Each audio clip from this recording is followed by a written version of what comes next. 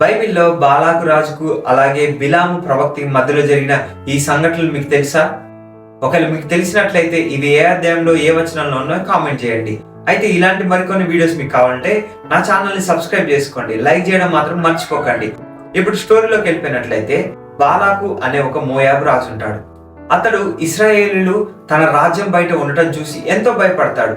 అతడు ఎందుకు భయపడతాడంటే ఇశ్రాయేలీలు ఎక్కడికి వెళ్ళినా వారితో యుద్ధాన్ని చేసి యుద్ధాన్ని గెలుస్తున్నారు, దేవుడు వారికి తోడుగా ఉండి ప్రతి ప్రాంతంలో కూడా అద్భుతాలు చేసుకుంటా వాళ్ళు ప్రతి యుద్ధాన్ని ప్రతి రాజ్యాన్ని గెలుస్తూ ముందుకు వెళ్తున్నాడని, ఇప్పుడు మా దగ్గరికి కూడా వచ్చారు కాబట్టి మాతో యుద్ధాన్ని చేసి మా మీద కూడా వాళ్ళు గెలవబోతున్నారేమో అని చెప్పేసి భయపడి ఇతడు ఏం చేస్తాడంటే బిలాము అనే ప్రవక్త దగ్గరికి తన దగ్గర పనిచేసే వారిని కొంతమందిని పంపించి, అయ్యా బిలాము, నువ్వు ఎవరినైతే దీవిస్తావో వాళ్ళు దీవించబడుతున్నారు, ఎవరైతే శపిస్తున్నావో వారిని శపించబడుతున్నారు, కాబట్టి ఆ రాజ్యం బయట ఉన్న వారిని నువ్వు చూసి శపించినట్లయితే మేము ఈ యుద్ధాన్ని గెలిచి వారి మీద విజయాన్ని పొందుకుంటామని బాలాకు బిలాముకి చెప్పడానికి కొంతమంది అధికారులను పంపిస్తాడు. మొదటిసారి బిలాము చెప్తాడు కదా, నేను దేవుడిని అడిగి చెప్తానంటే దేవుడు ఆ రాత్రి పూట నువ్వు వెళ్ళొద్దు, వారితో కూడా వెళ్ళొద్దు అని చెప్పేసి చెప్తాడు.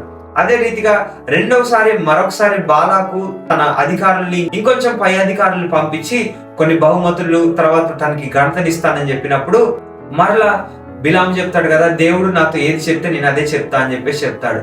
ఆ రాత్రి సమయం ముందు దేవుడు వచ్చి బిలాముతో నువ్వు వారితో వెళ్ళు, కానీ నేను ఏదైతే చెప్తానో దాన్ని మాత్రమే నువ్వు చెప్పాలని చెప్తాడు.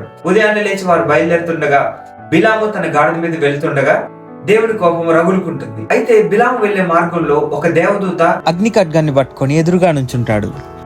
బిలాము యొక్క గాడిద చూసి భయపడి వేరే పక్కకు తొలుగుతుంది. ఇదే రీతిగా 3 సార్లు జరుగుతుంది. అయితే బిలాము కోపంతో తన గాడిద అటు ఇటు తిరుగుతుందని, తన గాడిద వెళ్ళవలసిన మార్గంలో వెళ్లకుండా అటు ఇటు పరిగెత్తుతుందని చెప్పేసి బిలాము కోపంతో దాన్ని కొడతాడు. కొట్టినప్పుడు గాడిదకి దేవుడు వాక్శక్తినిచ్చి, నువ్వు నన్ను ఎందుకు కొడుతున్నావు, నేనేం తప్పు చేశా, నువ్వు నన్ను తీసుకున్నది మొదలుకొని నేను నీ కింద పనిచేసే అప్పటి నుంచి ఏ రోజైనా నేను నీకు వ్యతిరేకంగా ప్రవర్తించానా అని చెప్పేసి ఆ గాడిద తిరిగి ఉత్తరం ఇస్తుంది. అదే సమయంలో దేవుడు బిలాము కళ్ళు కూడా తెరిచి అక్కడ ఉన్న దేవదూతను చూసే రీతిగా చేస్తాడు.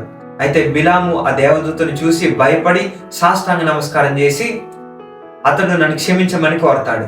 అదే సమయంలో ఆ దేవదూత దేవుని వర్తమానమును తీసుకొని వచ్చి అక్కడికి వెళ్ళి నువ్వు శపించకూడదు, నేను చెప్పిన మాటలే చెప్పాలని చెప్పేసి దేవుడు చెప్పారని చెప్పినప్పుడు బిలాము కూడా భయముతో బాలాకు రాజు దగ్గరికి వెళ్తాడు. అయితే బాలాకు బిలామును తీసుకొని వెళ్ళి ఒక పర్వతం మీద నుండి ఇశ్రాయేలు వారందరినీ కూడా చూపిస్తూ అతడు నువ్వు శపించు అని చెప్పేసి అడుగుతాడు. అయితే ఆ సమయంలో బిలాము 7 బలిపీఠాలని కట్టి నేను దేవుడితో మాట్లాడి దేవుడు ఏది చెప్తాడో దాన్ని నీకు చెప్తా అని చెప్పేసి చెప్తాడు. ఆ